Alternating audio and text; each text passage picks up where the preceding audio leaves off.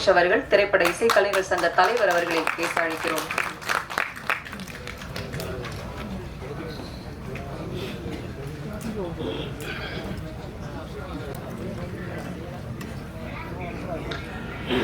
மேடையில் இருக்கும் அத்தனை பெரியவர்களுக்கும், பத்திரிகை சார்ந்த நண்பர்களுக்கும், ஊடக நண்பர்களுக்கும் சபீஷ் முரளின் அன்பான வணக்கங்கள். வேட்டைக்காரி 2 சாங்ஸ் பார்த்தோம். ரொம்ப நாள் ஆச்சு சார் இந்த மாதிரி பாட்டெல்லாம் கேட்டு. நிஜமாக சொல்கிறேன், அருமையான மெலடி இருந்தது பாட்டில் 2 சாங்லையும். மற்ற சாங் கேட்க முடியல. ஐயாவோட வரிகள் ஃபஸ்ட்டு படத்தில் ஃபஸ்ட்டு சாங்கில் 2வது சரணம் ரொம்ப பிரமாதமாக இல்லை. அதுக்காக ஃபஸ்ட்டு சரணம் வரி சரியில்லைன்னு சொல்ல, செகண்ட் சரணம் வரிகள் ரொம்ப அருமையாக இருந்தது கேட்குறதுக்கு. நிச்சயமாக அந்த ராம்ஜி அவர்கள் ரொம்ப அருமையாக மெலடி கொடுப்பார்னு நினைக்கிறேன். ரொம்ப அருமையாக பண்ணியிருக்காரு. அதே மாதிரி அந்த டைரக்டர் கதையை சொல்லும்போது, பாட்டு பார்க்கும்போதும் நிச்சயமாக நமக்கு அந்த ஆர்வத்தை தூண்டுது. படம் வந்தால் பார்க்கணுன்னு தோன்றுது. நிச்சயமாக பார்ப்பேன். நிறைய பேச விரும்பலை. எல்லாருக்கும் வணக்கம், நன்றி. அனைவருக்கும் வணக்கம். இந்த வேட்டைக்காரி படத்துக்கு என்னை இசையமைப்பாளன வாய்ப்பு கொடுத்த எனது அன்பு நண்பர் காளிமுத்து காத்தமுத்து அவர்களுக்கும், தயாரிப்பாளர் விஷ்ணுபிரியா வேலுச்சாமி அவர்களுக்கும் மிகவும் முக்கிய நன்றியை தெரிவித்துக் கொள்கிறேன். மாண்புமிகு அமைச்சர் அவர்கள் இந்த மேடையில் என்னுடைய ஆடியோ ரிலீஸில் வந்திருக்கிறத நான் ரொம்ப பெருமையாக நினைக்கிறேன். அது மட்டுமல்ல, இந்த இசையில் ஒரு மிகப்பெரிய ஒரு முக்கியமான கவிப்பேரசு ஐயா அவர்களை இணைஞ்சு அவரோட சேர்ந்து நான் பணியாற்றின ஒரு அனுபவங்கிறது எனக்கு புதுசு தான். புதுசாக இருந்தாலும் அவருடைய வரிகள் ஒவ்வொன்றும் இந்த பாடல்களை தூண்டுதல் பண்ணுறது போல எனக்கு ஒவ்வொரு கம்போசிங் வார்த்தைகள் அப்படியே அற்புதமாக, எந்த ஒரு பிசுறு இல்லாமல், எந்த ஒரு வேர்டும் எடுக்காமல் அப்படியே அமைந்த அனுபவங்கள் நான் எங்கேனாலும் பேசக்கூடிய அளவுக்கு இருந்தது.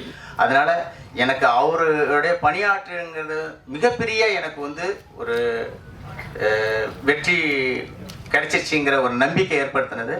அதே போல் இந்த படத்தை ரொம்பவும் முக்கியமாக சொல்லப்போனால் தயாரிப்பாளர் மிகவும் ரொம்ப அற்புதமாக சப்போர்ட் பண்ணி இயக்குனருக்கு நண்பராக இருந்து இந்த படத்தை நல்ல விதமாக முடிச்சிருக்காங்க. இந்த படத்தோட இயக்குனர் மிகப்பெரிய கஷ்டம்.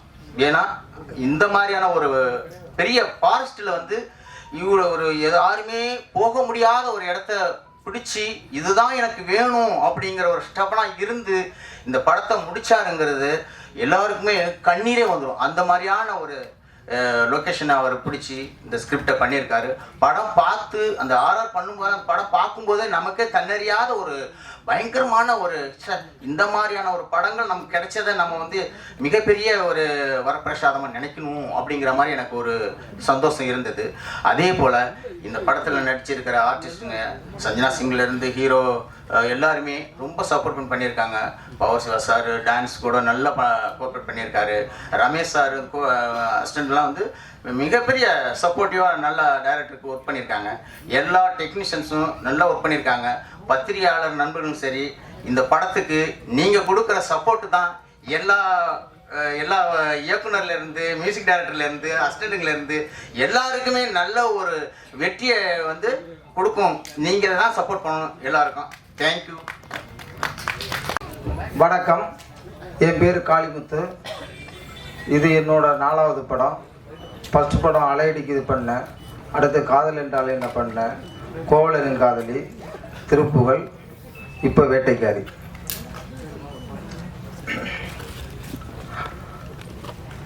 மதிப்பிற்குரிய நமது மினிஸ்டர் அவர்களுக்கும், மாண்புமிக்க கவிஞர் அவர்களுக்கும், மற்றும் என் பாசத்துக்குரிய என் அன்பிற்குரிய தயாரிப்பாளர் அவர்களுக்கும், இங்கே வந்திருக்கும் சினிமா பிரம்மாக்களுக்கும் என் முதற்கன வணக்கத்தை தெரிவித்துக் கொள்கிறேன். சுருக்கமாக நான் அந்த படத்தை பற்றி சொல்லிட்டு பெரியவங்கள்ட்ட பேச அழைப்போம். அதாவது பாருக்குள்ளே நல்ல நாடு நம் நாடு என்றான் பாரதி. பசி பஞ்சம் பட்டினி பாருங்கள் இதுதான் இந்தியா என புதுக்கவிதை படிக்கிறது நமது குழந்தைகள். ஏலம் கிராம்பு வாங்க வந்த ஆங்கிலேயனை ஏன் என கேட்க வாயிருந்தும் ஊமையர்களாய் வெள்ளையனுக்கு குடைபிடித்தோம். இதுதான் வரலாறு. இந்த வரலாறு மறைந்து விட்டதா? இல்லை. இன்றளவும் இந்தியாவில் கொத்தடிமை என்பது இருந்து கொண்டுதான் இருக்கிறது. ஆனால் எல்லோரும் சொல்லுகிறார்கள் கொத்தடிமை முறையை ஒழிச்சாச்சு என்று. எல்லா தொழிலும் இருக்கு கொத்தடிமை. செங்கச்சூளையிலிருந்து இன்னும் நிறையா தொழிலில் கொத்தடிமை முறை இருக்கு. நான் பார்த்தது மலை மேல இருக்கிற ஏலக்காய் தோட்டம். ஏலம் கிராம்பு வாங்க வந்த ஆங்கிலேயனை ஏன் என கேட்க வாயிருந்தும் ஊமையர்களாய் வெள்ளையனுக்கு குடைபிடித்தோம். இன்றைக்கு யாருக்கு குடைபிடித்து கொண்டிருக்கிறோம்? பெரிய பெரிய பணக்காரர்களுக்கும் கோடீஸ்வரர்களுக்கும். வெள்ளைக்காரன்ட்ட மேனேஜராகவும் அந்த எஸ்டேட்டுக்கு காவல்காரனாக இருந்தவங்கள்ட்ட அவங்க அந்த ஏலக்காய் தோட்டங்களை கொடுத்துட்டு போயிட்டாங்க. அங்கே வெறும் 200 ரூபா கூலிக்கு அந்த மக்கள் வேலை பார்க்குறாங்க. மழை வெயில் புயல் அட்டை பாம்பு மிருகங்கள் இவ்வளோ தொந்தரவுலையும் வேலை பார்க்குறாங்க. இந்த விஷயம் எனக்கு சொல்லப்படாத விஷயமா இருந்தது. அதனால இந்த கதையை எடுத்து பண்ணேன். என் தங்கமான ப்ரொடியூசர் தங்கம்னு செலவு பண்ணார். ஆனால் ஒரு ஆர்டிஸ்ட்டு பட்ஜெட்டு இதுக்கு தக்கன எவ்வளோ செலவு பண்ணணும், எப்படி பிஸ்னஸ் பண்ண முடியும். இன்றைக்கி சினிமா பிஸ்னஸ்ங்கிறது ஒட்டுமொத்தமாக ஒன்றுமே இல்லை. இங்கே இருக்கிற அத்தனை மீடியா எல்லாருக்குமே தெரியும். ஐயா வைரமுத்து ஐயா அவர்கள் நேற்று ஒரு மீட்டிங்கில் பேசும்போது எல்லாரும் தமிழில் டைட்டில் வைக்கணும் அப்படின்னு ஒரு விஷயத்த சொல்லியிருந்தாங்க. அருமையான விஷயம், வாஸ்தவமான விஷயம். முத்தமிழ் கலைஞர் அவர்கள் தமிழில் டைட்டில் வச்சா வரி இல்லை டாக்ஸ் ஃப்ரீ அப்படின்னு முன்னாடி இருக்கும்போது கொண்டு வந்தாங்க. அதில் என்னோட படம் திருப்புகழ் வரி இல்லாமல் வரி விலக்கு கிடச்சி அந்த படத்தை ரிலீஸ் பண்ணேன். அதுக்கு அடுத்து வந்தவங்க வரி விலக்கு கொண்டு வந்துட்டாங்க. ஒரு சின்ன படம் ப்ரொடியூசர் கவுன்சில் தயாரிப்பாளர் சங்கத்தில் ஒரு 5 கோடி 6 கோடி வரையும் தயாரிக்கிற படம் சின்ன படங்கிறாங்க. அந்த 5 கோடி சப்சிடி எத்தனை 30 பிரிண்டுக்குள்ளே போட்டால் சப்சிடி தர்றாங்கிறாங்க. 30 பிரிண்டுக்குள்ளே போட்டு படம் வெள்ளி சனி ஞாயிறு சின்ன படம் அதிகபட்சம் 3 நாள் தான். பாக்கி எல்லா படம்னா 1 வாரம். அந்த 1 வாரம் போகிற பெரிய ஆர்டிஸ்ட் படம் என்ன போடுறாங்க? 500 தேட்டர் 1000 தேட்டர்னு போடுறாங்க. அவங்க ஓரளவு வசூல் எடுத்துடுறாங்க. 30 தேட்டரை சப்சிடிக்காண்டி 7 லட்சம் ரூபாய்க்காண்டி சப்சிடிக்காண்டி 30 தேட்டரில் போட்டு இந்த ஒரு 4 லட்சம் ரூபாய்க்கு படத்தை பண்ணி அந்த காசு எடுக்க முடியுமா? எடுக்க முடியாது.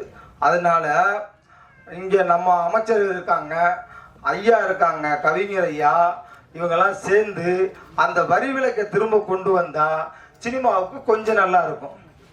அப்புறம் இப்போ சீரியலில் போய் இந்த கொரோனா சமயத்தில் சீரியலில் ஒர்க் பண்ணேன். படம் வேலை இல்லைன்னு அதை சீரியல் பார்த்தா 1.5 கால் சீட்டு இருக்குது. 9 மணி வரைக்கும் போனால் 1.5 கால் சீட்டு. ஆனால் சினிமாவுக்கு 6 மணிக்கு மேலே போகலாம் போய் 2 கால் சீட்டு. எப்படி சின்ன படங்கள் பண்ண முடியும், எப்படி ரிலீஸ் பண்ண முடியும்? ஆனால் இவ்வளவுக்கும் முகம் சுளிக்காமல் எனக்கு என்னோட தயாரிப்பாளர் நான் கேட்டதெல்லாம் பண்ணார். நான் தான் சிலது போதும் சிலது வேணாம் அப்படிங்கிறதுக்காக நான் நிகாரித்து சில விஷயங்கள் பண்ணினேன். அப்புறம் இந்த படத்தோட டைட்டிலை பற்றி நான் சொல்லணும். வேட்டைக்காரி.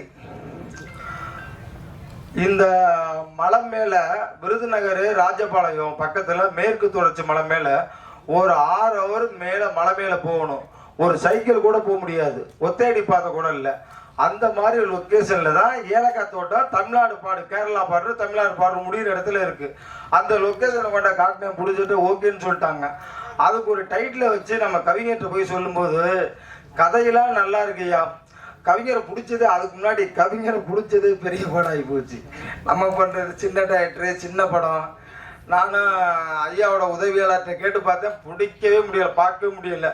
ஃப்ரெண்டுகிட்டலாம் சொல்லி அப்புறம் எல்லாரும் பேசி கேட்டுட்டு கதை நல்லா பண்ணியிருக்கிற, டைட்டில் நல்லா இல்லையே அப்படின்னா, ஐயா நீங்களே சொல்லுங்க என்ன டைட்டில் வைக்கலான்னு.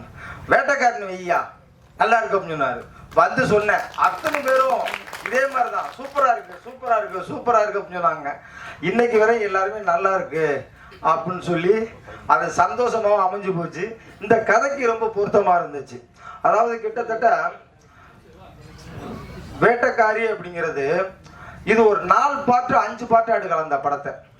இந்த படத்தோட ஓப்பனிங் மட்டும்தான் இந்த கதை. இதோட செகண்ட் பார்ட் 20% ஷூட்டிங் முடிஞ்சாச்சு. அடுத்து உடனே இதை ஆரம்பிக்கிறோம். பாட்டு கேட்டேன், 2 பாட்டு தானே அப்படின்னு சொல்லிட்டு அழகா, அதாவது மிருகங்களுக்கும் மனிதர்களுக்கும் இருக்கிற வேறுபாட்டை வித்தியாசப்படுத்தி அழகா எனக்கு பாடல் வரிகள் எழுதி கொடுத்தாங்க. அதை ஐயா வாயில சொன்னா தான் அது அருமையா இருக்கும். எனக்கு அந்த அளவுக்கு விளக்கமா சொல்ல தெரியாது. அதாவது நம்ம பட்டா போட்டு வாழ்றோம், மிருகங்கள் காட்டுக்குள்ள பட்டா போட்டு வாழ்றது இல்லை. அந்த மாதிரி நிறைய தத்துவங்களை மனிதர்களுக்கும் மிருகங்களுக்கும் உள்ள விஷயங்களை தத்துவத்தை சொல்லி அருமையா இது பண்ணியிருக்காங்க. படம் நல்லா வந்திருக்கு. எல்லாம் வல்ல அந்த ஸ்ரீ சாம்பிராணி கருப்பர் புண்ணியத்துல படம் ஒவ்வொன்று வெற்றி அடையணும் அப்படின்னு வேண்டிக் கொண்டு நான் விடைபெறுகிறேன். நன்றி, வணக்கம்.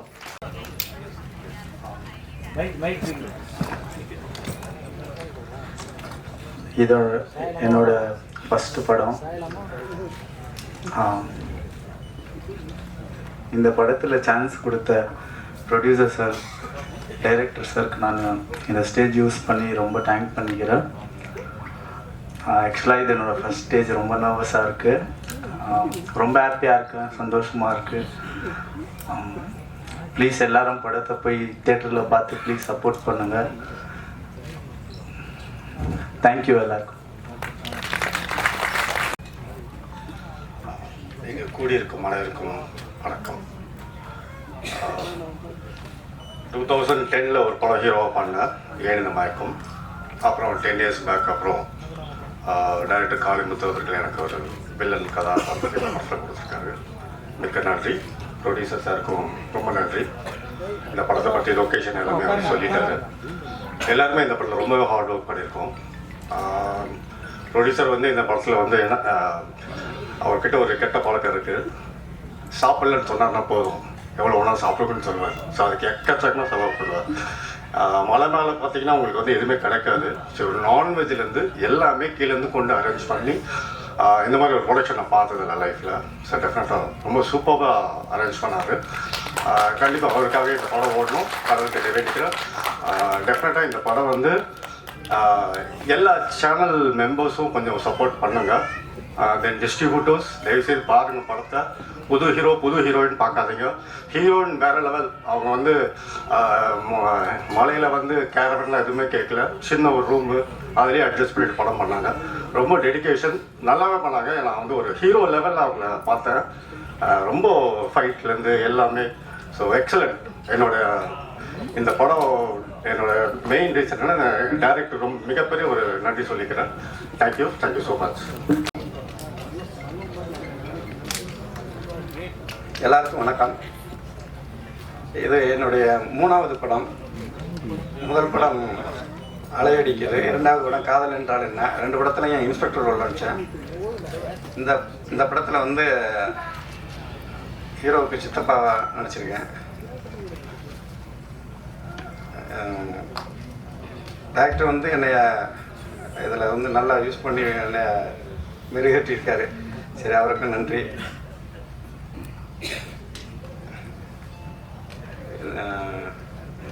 ஒன்றும் சொல்ல முடியல.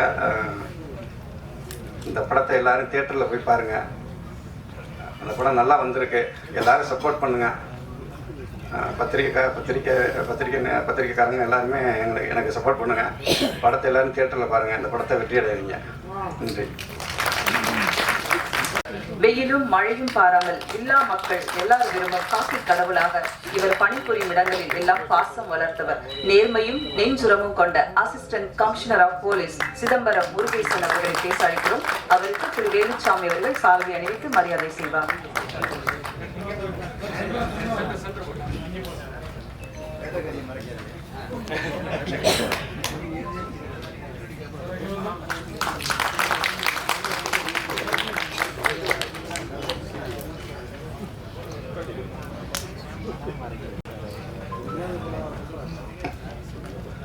அன்பார்ந்த இங்கே குழுமி இருக்கக்கூடிய பெரியோர்களே, தாய்மார்களே மற்றும் பத்திரிகைத்துறை நண்பர்களே, உங்கள் அனைவருக்கும் என் முதற்கண் கலப்படம் இல்லாத வணக்கத்தினை தெரிவித்துக் கொள்கிறேன். இந்த இடத்தில் மிகப்பெரிய ஆளுமைகள் இங்கே இருக்கிறார்கள். ஒன்று கவி பேரரசு.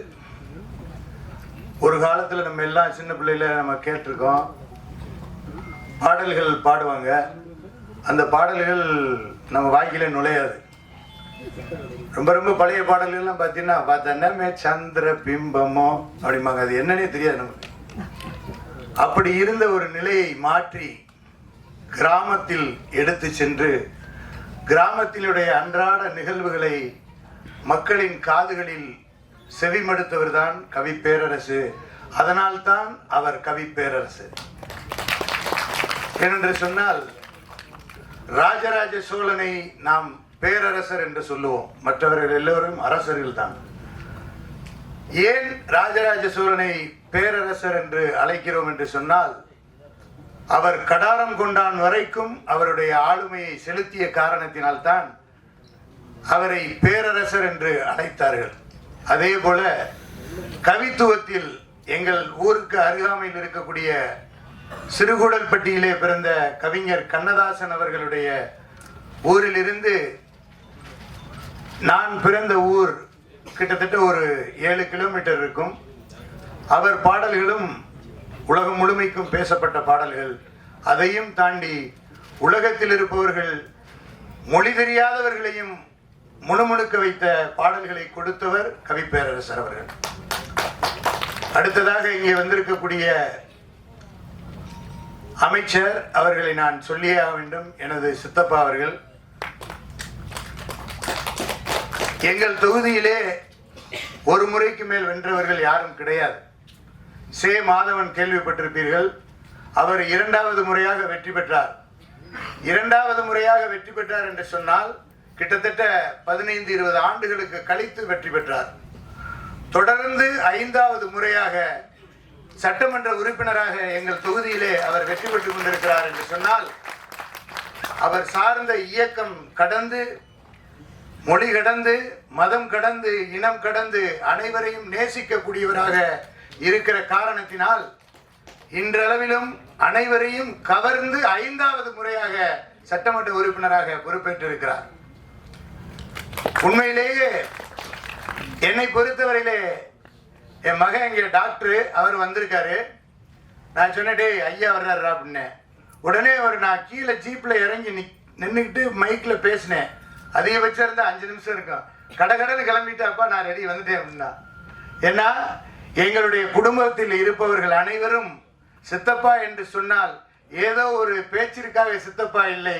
உண்மையிலே என் தகப்பனோடு பிறந்த சித்தப்பாவை கூட அந்த அளவுக்கு நினைத்ததில்லை. அந்த அளவிற்கு எங்களுடைய மனங்களை கவர்ந்தவர் இந்த வேட்டைக்காரியை துவக்கி வைப்பதற்கு வந்திருக்கிறார் என்று சொன்னால் நீங்கள் இந்த தயாரிப்பாளர் கவலைப்பட வேண்டாம். வெற்றிக்கு சொந்தக்காரர் அவர். நிச்சயமாக உங்க படம் வெற்றி அடையும் என்பதே இருவேறு கருத்து இருக்க முடியாது. கவிஞருடைய கவித்துவத்தை நாம் பார்த்தோம். இந்த படத்தினுடைய அடி விஷயத்தை நாம் பார்த்தோம். இங்கே நகரங்களில் எல்லாம் சமநிலை இருக்கிறது, ஆனால் மக்களிடத்திலே சமநிலை இல்லை. காடுகளில் சமநிலை இல்லை.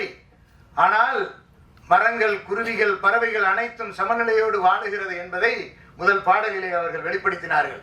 அதை பார்த்தோம். அதை பார்த்த பொழுது மக்கள் எல்லாம் இப்பொழுது நாம் நேசிக்க தவறிவிட்டோம். இப்பொழுது கூட சொன்னார், செங்கல் சூளையிலே அடிமைத்தனம் இருக்கிறது என்று சொன்னார்.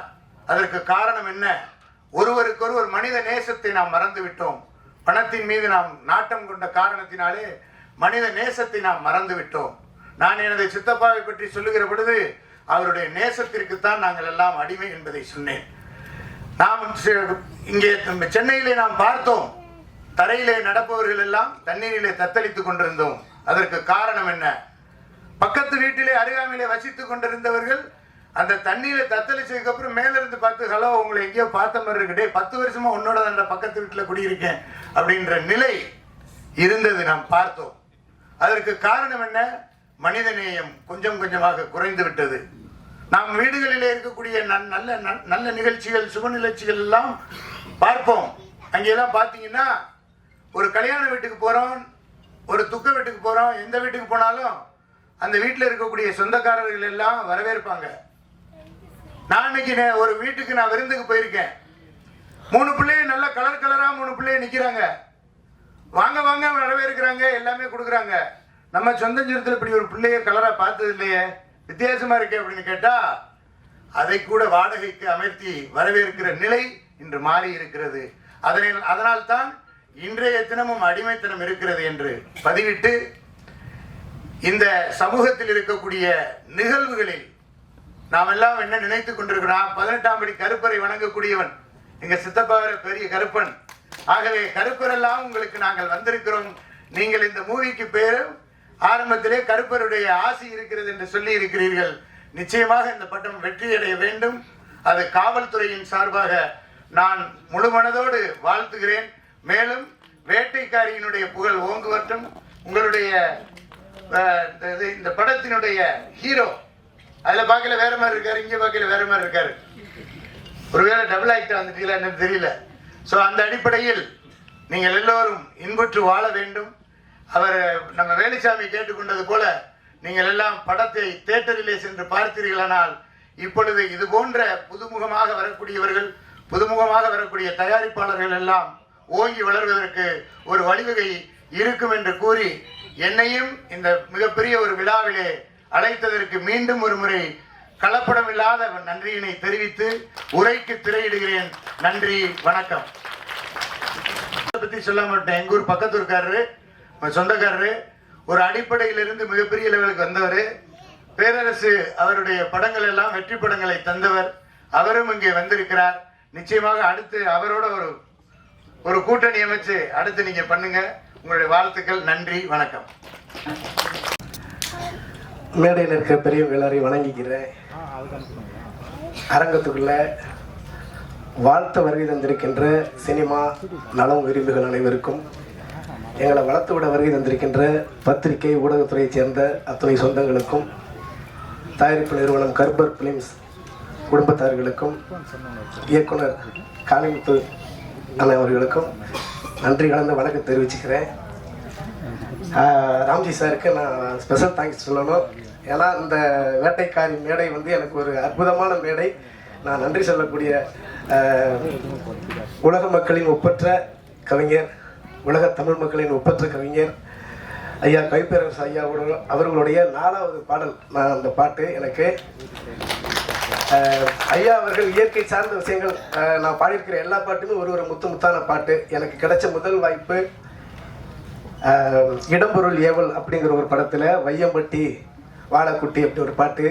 வையம்பட்டி வாழைக்குட்டி தப்பாட்டம் போடு தோளை தட்டி அப்படின்னு ஒரு பாட்டு. அந்த பாட்டு முழுக்க மலை சார்ந்த மக்கள் வாழ்வியல், நம்ம இயற்கையை எப்படி பாதுகாக்கணும் அப்படிங்கிற ஒரு தத்துவார்த்தமான பாட்டு. அந்த பாட்டு எனக்கு கிடைச்ச முதல் பாட்டு. நான் கடவுளுக்கு நன்றி சொல்கிறேன். 2வது பாட்டு இடிமுழக்கம், மிக விரைவில் ரிலீஸ் ஆக போகுது. இடிமுழக்கத்தில் ரகுநந்தன் சார் இசையில் நான் அந்த பாட்டு நான் பாடியிருக்கிறேன். அந்த பாட்டு ரிலீஸ் ஆகலை, இல்லைன்னா அது ஒரு வரியை பாடியிருப்பேன். 3வது பாடல் வந்து ஐயா அவர்கள் ஒரு 100 பாடலை வச்சு ஒரு மிகப்பெரிய படைப்பு பண்ணிக்கிட்டு இருக்காங்க, நாட்படு தேரல் அப்படின்னு. 100 இசையமைப்பாளர்கள், 100 பாடகர்கள், நிறைய பேர் இதில் வந்து அடையாளம் பெறக்கூடிய ஒரு வாய்ப்பு. அந்த இதில் வந்து எனக்கு ஒரு முக்கியமான பாடல், அந்த 100 பாட்டிலையும் எவ்வளோ பாடல்களை படைத்த கவிப்பேரரசு ஐயா அவர்களுடைய வரலாற்று பாடல் நான் இசையமைச்சு பாடக்கூடிய வாய்ப்பு எனக்கு கிடைச்சிச்சு. நான் அந்த வேளையில் ஐயாவுக்கு நான் எப்போ என்னுடைய நன்றி அவருடைய பாதத்தில் வைக்க கடமைப்பட்டிருக்கிறேன். ஐயா சொல்லி தான் இந்த பாட்டு கூட, அந்த 4வது பாட்டு கூட எனக்கு இந்த வாய்ப்பு கிடைச்சிச்சு. நான் வந்து பொதுநலமாக ராம்ஜி சார் நிறைய படம் மியூசிக் பண்ணணும்னு வேண்டிக்கிறேன். சுயநலமாக எல்லா படத்துலையும் என்னைய பாட வைக்கணும்னு வேண்டிக்கிறேன் சார். அதனால் ஐயாவுடைய வரலாற்று பாடல் மேற்கு தொடர்ச்சி மலையலச்சு போகும், மேகாட்டுமே மூச்சு வாங்கி போகும் அப்படிங்கிற ஒரு பாட்டு. எனக்கு எப்பெல்லாம் மனசு துன்பமாக இருக்கோ அப்போல்லாம் அந்த பாடலை கேட்பேன், அந்த பாட்டை பார்ப்பேன். அந்த அளவுக்கு ஒரு ஆத்மார்த்தமான பாடல். 4வது பாடல் எனக்கு இந்த ஒரு நல்ல வாய்ப்பை கொடுத்த வேட்டைக்காரி குடும்பத்துக்கு நான் நன்றி தெரிவிச்சுக்கிறேன். மக்கள் எல்லாம் போய் தியேட்டரில் படத்தை பாருங்க, வாழ்த்துங்க, வளரணும். பாட்டில் 2 வரியை பாடுங்க. இது பாடுங்க. பொடி நடையா போவோமா காட்டுக்குள்ள, அந்த பாடம் மட்டும் தான் எனக்கு ஞாபகம் இருக்கு. நான் லேட்டாக தான் வந்தேன், பாட்டு முடிஞ்சிருச்சு. ஆனால் ராம்ஜி சார் வந்து கடின உழைப்பாளி, நல்லா கம்போஸ் பண்ணியிருக்காங்க. இந்த 2 பாட்டு தான் நீங்கள் கேட்டிருப்பீங்க. இன்னும் நிறைய பாடல்கள் பண்ணி வச்சுருக்காங்க. அதில் 2-3 பாட்டு நான் கேட்டிருக்கிறேன். அந்த ஒரு நம்பிக்கையில் தான் சொல்கிறேன், நிறைய படம் நீங்கள் மியூசிக் பண்ணுவீங்க, எனக்கும் பாட வாய்ப்பு தரணும்னு வேண்டிக்கிறேன். மற்றபடி எல்லாருமே வாழ்த்துங்க. எல்லாருக்கும் நன்றி தெரிவிச்சுக்கிறேன்.